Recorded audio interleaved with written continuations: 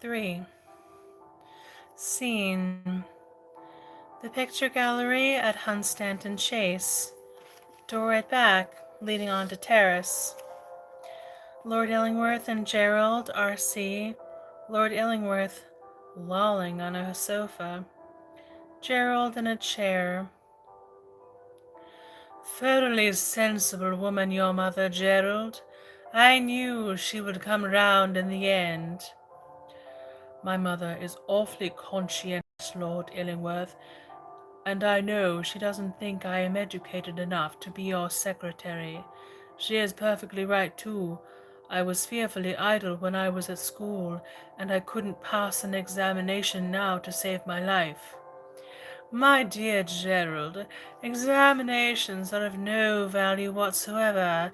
If a man is a gentleman, he knows quite enough, and if he is not a gentleman, whatever he knows is bad for him. But I am so ignorant of the world, Lord Illingworth. Don't be afraid, Gerald. Remember that you've got on your side the most wonderful thing in the world, youth. There is nothing like youth. The middle-aged are mortgaged to life. The old are in life's slumber room. But youth is the lord of life. Youth has a kingdom waiting for it. Everyone is born a king, and most people die in exile, like most kings. To win back my youth, Gerald, there is nothing I wouldn't do, except take exercise, get up early, or be a useful member of the community. But you don't call yourself old, Lord Illingworth. I am old enough to be your father, Gerald. I don't remember my father. He died years ago. So Lady Hunstanton told me. It is very curious. My mother never talks to me about my father. I sometimes think she must have married beneath her. Really? Goes over and puts his hand on Gerald's shoulder. You have missed not having a father, I suppose, Gerald? Oh, no. My mother has been so good to me. No one ever had such a mother as I have had. I am quite sure of that. Still, I should imagine that most mothers don't quite understand their sons.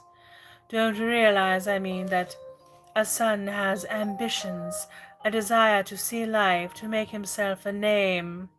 After all, Gerald, you couldn't be expected to pass all your life in such a hole as Rockley, would you? Oh no, it would be dreadful. A mother's love is very touching, of course, but it is often curiously selfish. There is a good deal of selfishness in it. I suppose there is. Your mother is a thoroughly good woman, but good women have such limited views of life. Their horizon is so small, their interests are so petty, aren't they? They are awfully interested, certainly, in things we don't care much about. I suppose your mother is very religious and that sort of thing. Oh, yes, she is always going to church. Ah, she is not modern, and to be modern is the only thing worth being nowadays. You want to be modern, don't you, Gerald? You want to know life as it really is, not to be put off with any old-fashioned theories about life. Well, what you have to do at present is simply to fit yourself for the best society. A man who can dominate a London dinner table can dominate the world. The future belongs to the dandy. It is exquisites who are going to rule.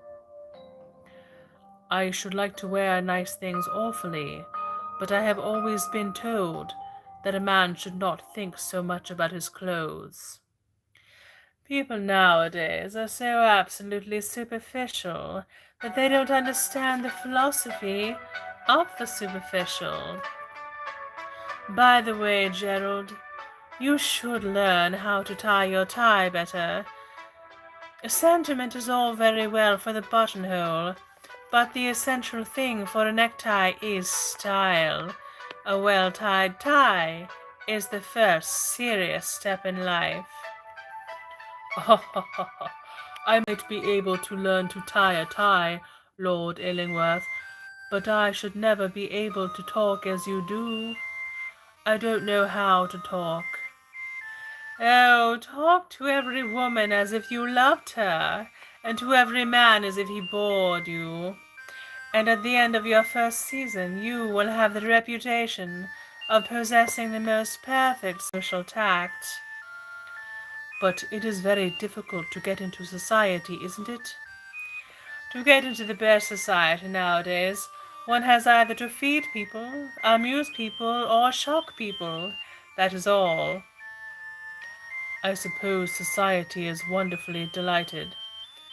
To be in it is merely a bore, but to be out of it is simply a tragedy. Society is a necessary thing.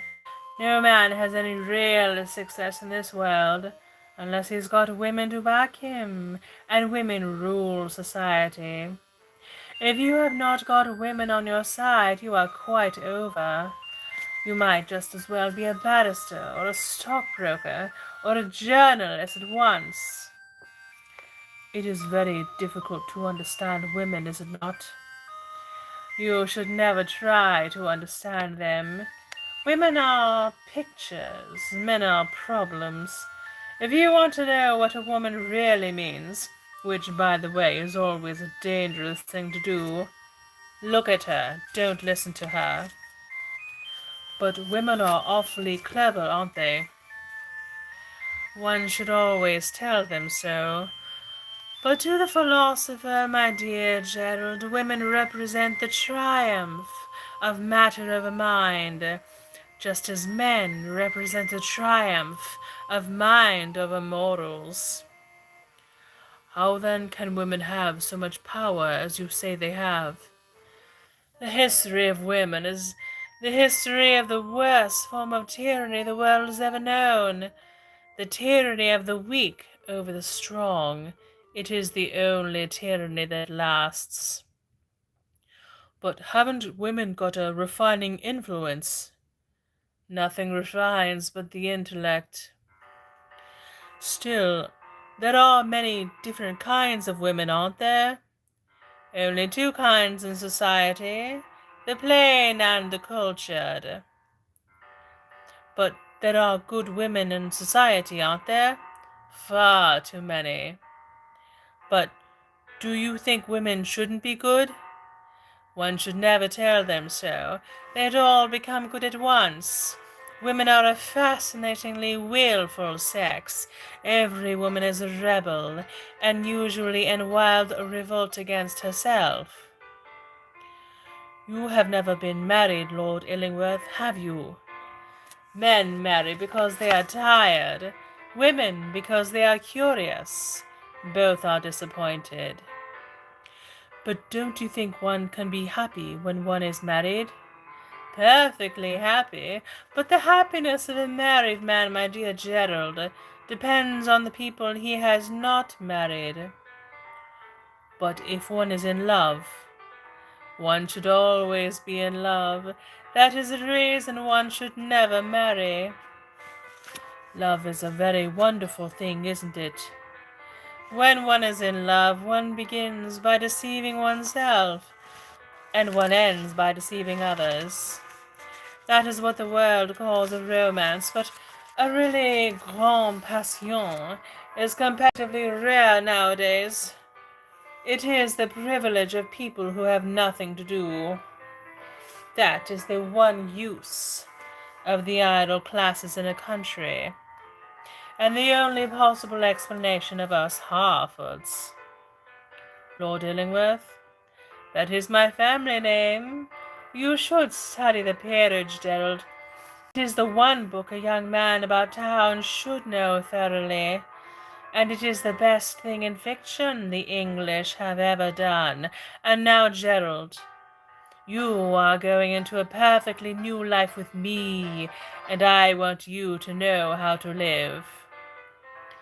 Mrs. Arbuthnot appears on terrace behind. For the world has been made by fools, that wise men should live in it. Enter Lady Hunstanton and Dr. Daubeny. Ah, here you are, dear Lord Illingworth. Well, I suppose you have been teaching our young friend Gerald what his new duties are to be, and giving him a great deal of good advice over a pleasant cigarette. I have been giving him the best of advice, Lady Hunstanton, and the best of cigarettes. I am so sorry I was not here to listen to you, but I suppose I am too old now to learn, except from you, dear Archdeacon, when you are in your nice pulpit. But then I always know what you are going to say, so I don't feel alarmed.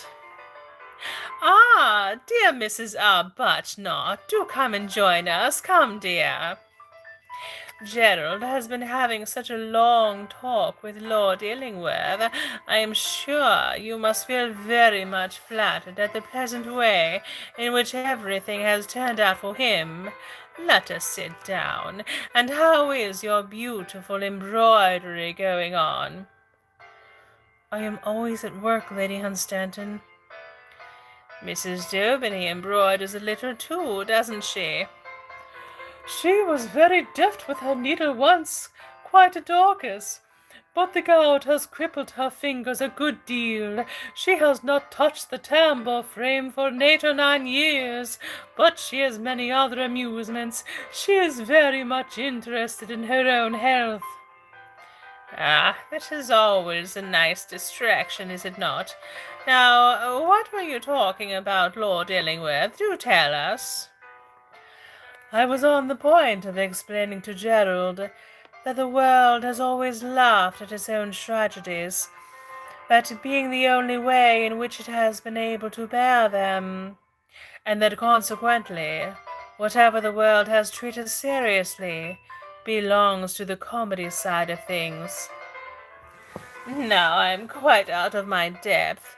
I usually am when Lord Illingworth says anything, and the Humane Society is most careless. They never rescue me. I am left to sink. I have a dim idea, dear Lord Illingworth, that you are always on the side of the sinners, and I know I always try to be on the side of the saints, but that is as far as I get. And after all, it may be merely the fancy of a drowning person. The only difference between the saint and the sinner is that every saint has a past, and every sinner has a future.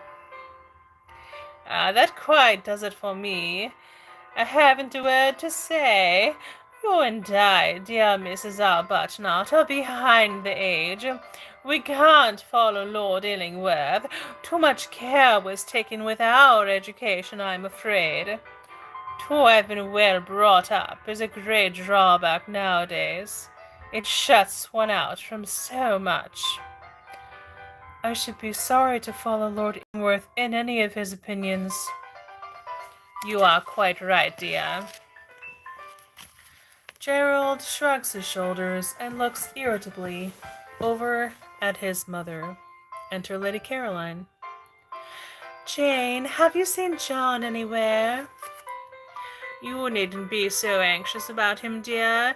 He is with Lady Statfield. I saw them some time ago in the yellow drawing-room. They seemed quite happy together. You are not going, Caroline. Pray sit down. I think I had better go look after John. Exit Lady Caroline. It doesn't do to pay men so much attention, and Caroline really has nothing to be anxious about. Lady Statfield is very sympathetic. She is just as sympathetic about one thing as she is another, a beautiful nature. Enter Sir John and Mrs. Allonby. Ah, here's Sir John, and with Mrs. Allenby too. I suppose it was Mrs. Allenby I saw him with. Sir John, Caroline has been looking everywhere for you. We have been waiting for her in the music room, dear Lady Hunstanton. Ah, the music room, of course. I thought it was the yellow drawing room. My memory is getting so defective. Mrs. Daubeny has a wonderful memory, hasn't she? She used to be quite remarkable for her memory, but since her last attack she recalls chiefly the events of her early childhood, but she finds great pleasure in such retrospections, great pleasure. Enter Lady Stutfield and Mr. Kelvil. Ah, dear Lady Stutfield, and what has Mr. Kelvil been talking to you about? About bimetallism, as well as I remember. Bimetallism. Is that quite a nice subject? However, I know people discuss everything very freely nowadays. What did Sir John talk to you about, dear Mrs. Allenby? About Patagonia. Really? What a remote topic. But very improving, I have no doubt. He has been most interesting on the subject of Patagonia. Savages seem to have quite the same views as cultured people on almost all subjects. They are excessively advanced. What do they do? Apparently everything. Well, that is very gratifying. Dear Archdeacon, is it not that we find human nature is permanently one? On the whole, the world is the same world, is it not? The world is simply divided into two classes, those who believe the incredible like the public, and those who do the improbable. Like yourself? Yes, I am always astonishing myself. It is the only thing that makes life worth living. And what have you been doing lately that astonishes you? I have been discovering all kinds of beautiful qualities in my own nature. Ah, don't become quite perfect all at once. Do it gradually. I don't intend to grow perfect at all. At least, I hope I shan't. It would be most inconvenient. Women love us for our defects. If we have enough of them, they will forgive us everything, even our gigantic intellects. It is premature to ask us to forgive analysis. We forgive adoration, that is quite as much as should be expected from us. Enter Lord Alfred. He joins Lady Stutfield. Ah, we women should forgive everything, shouldn't we, dear Mrs. Arbuthnot? I am sure you will agree with me in that.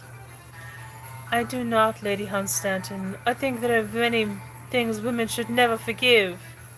What sort of things? The ruin of another woman's life. Ah, those things are very sad, no doubt. But I believe there are admirable homes where people of that kind are looked after and reformed, and I think that on the whole, that the secret of life is to take things very, very easily. The secret of life is never to have an emotion that is unbecoming. The secret of life is to appreciate the pleasure of being terribly, terribly deceived. The secret of life is to resist temptation, Lady Stutfield. There is no secret of life. Life's aim, if it has one, is simply to be always looking for temptations. There are not nearly enough. I sometimes pass a whole day without coming across a single one. It is quite dreadful. It makes one so nervous about the future.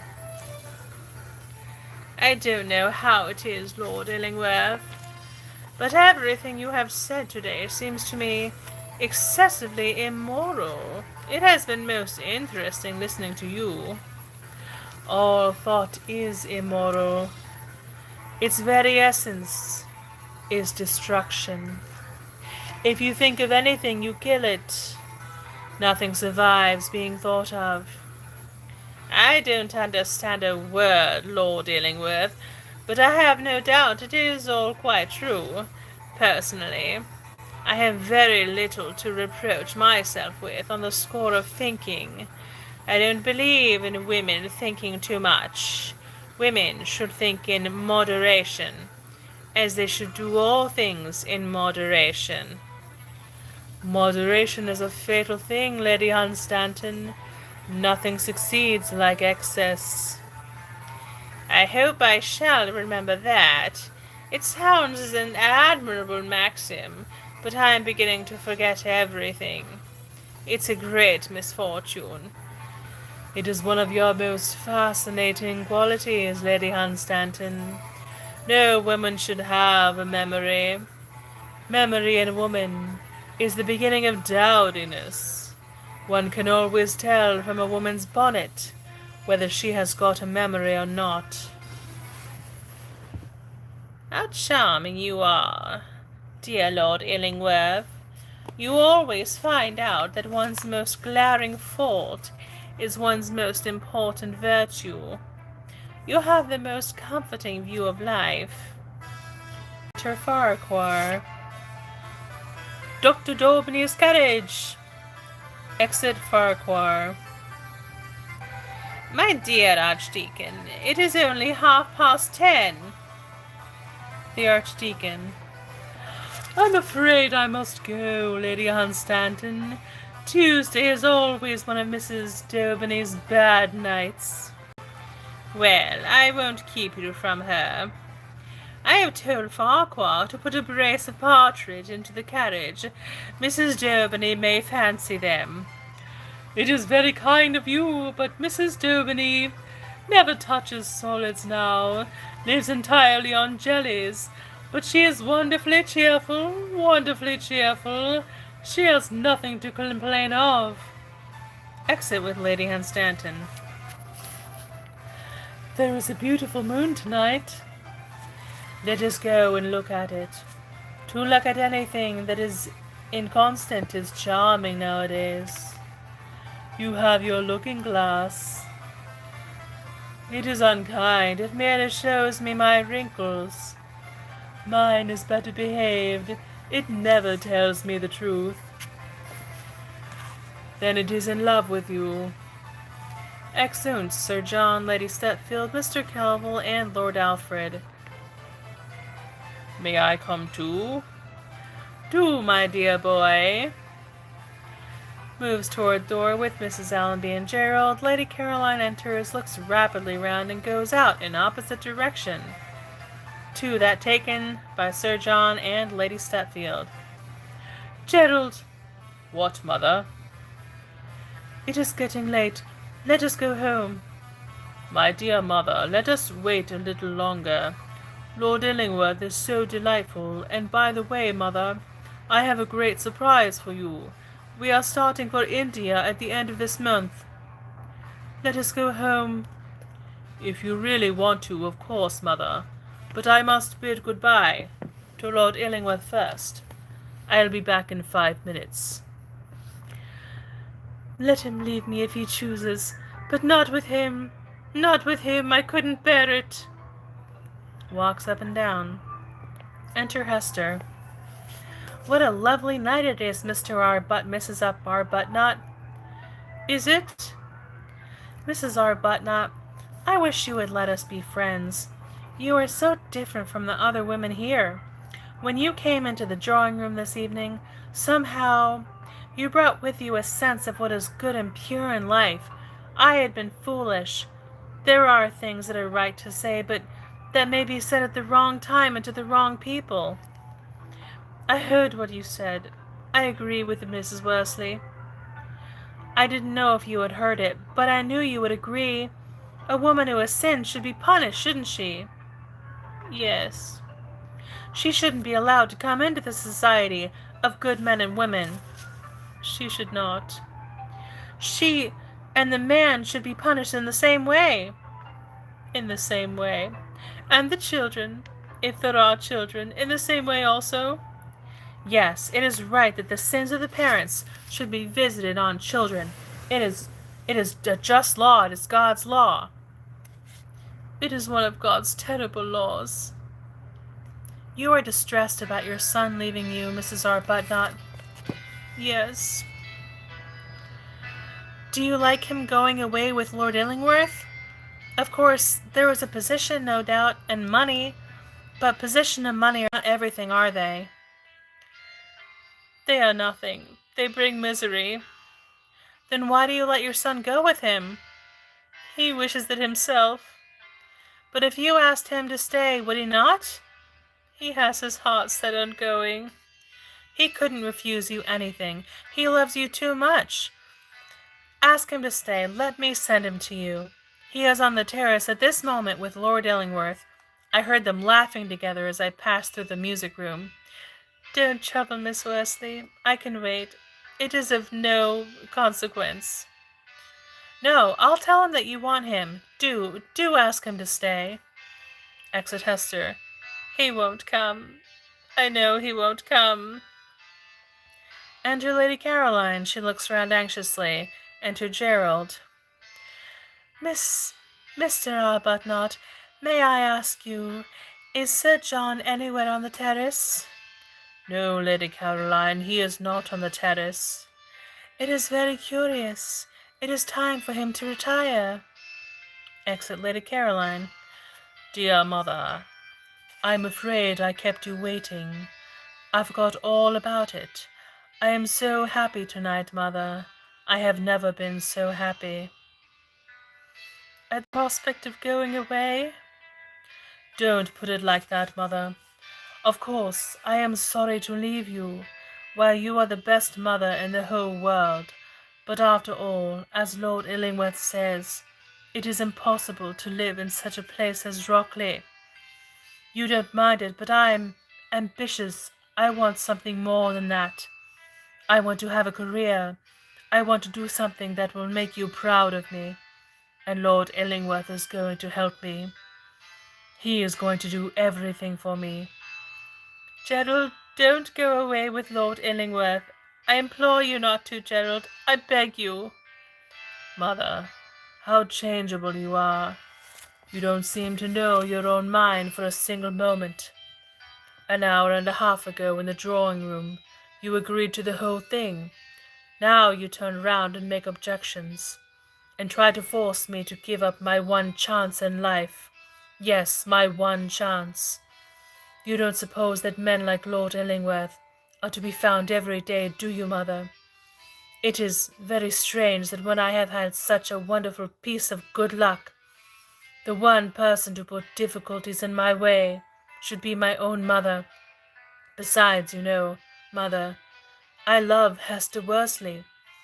Who could help loving her?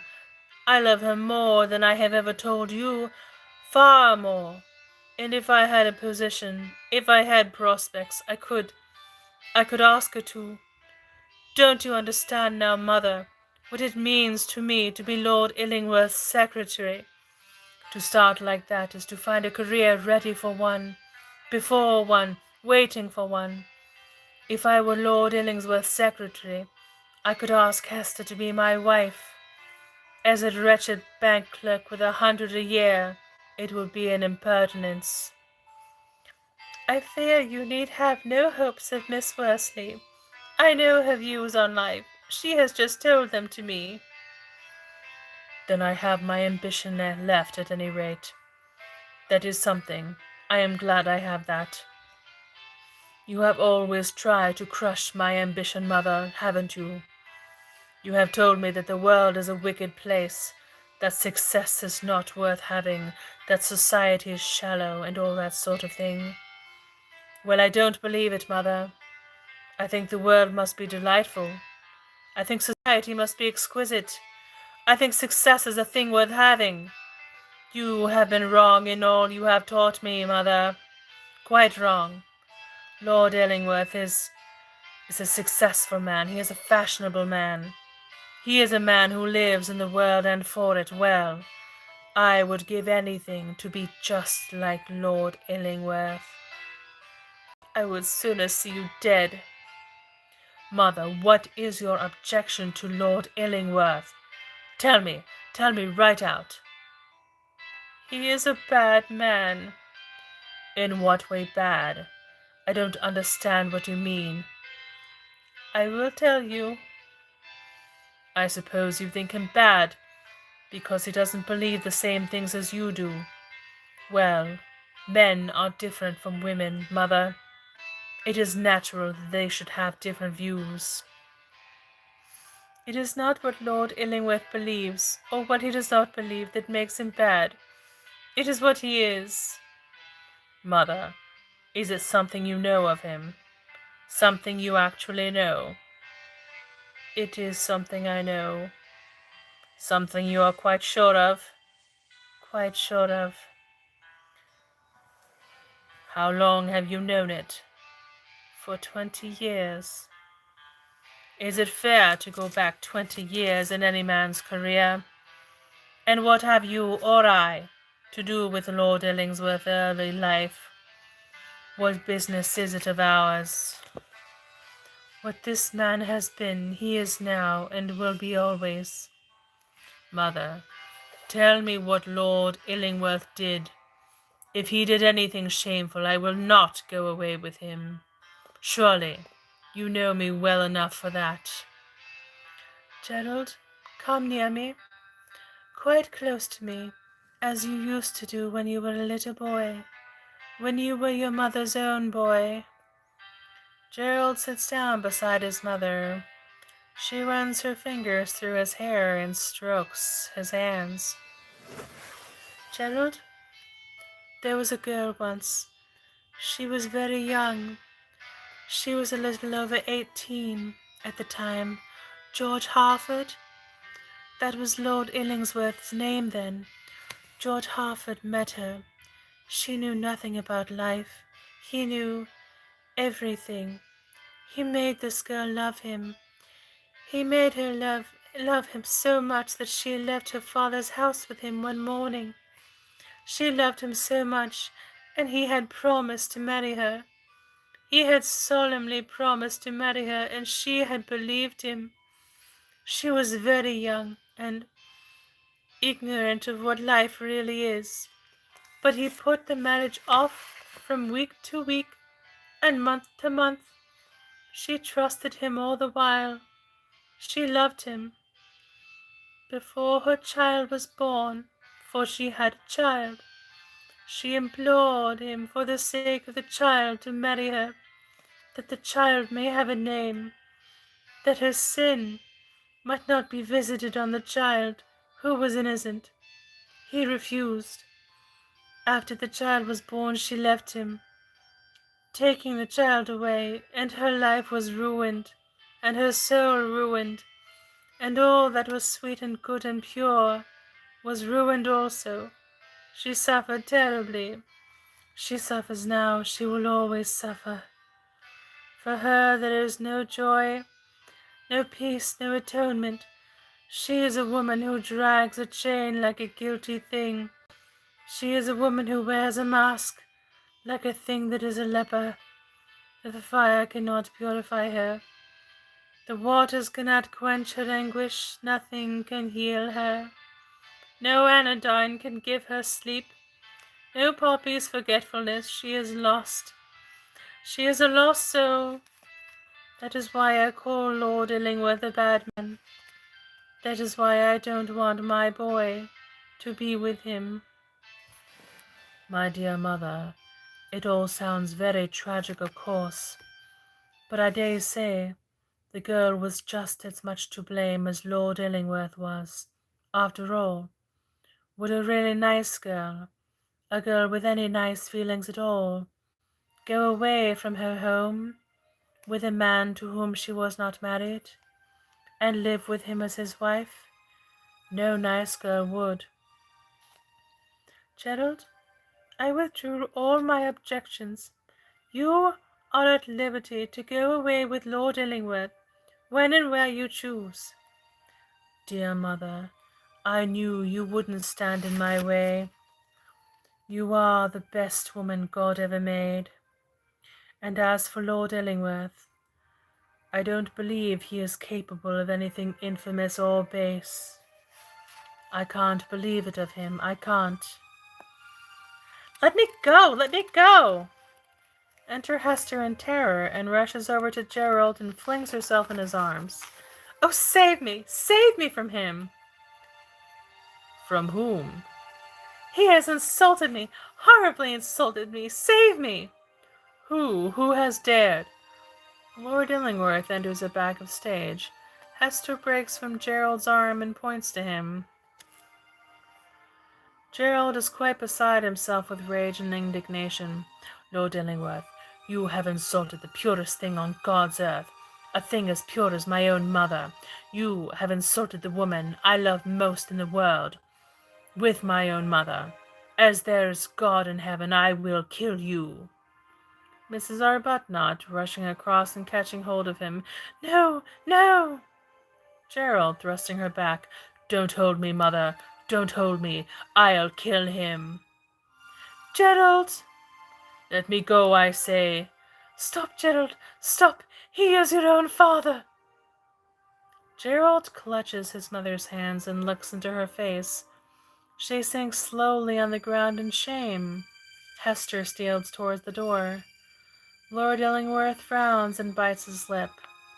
After a time, Gerald raises his mother up, puts his arm around her, and leads her from the room. Act drop. Thank you for letting me read to you tonight. Please check out my channel page for where to buy my art and all that good stuff.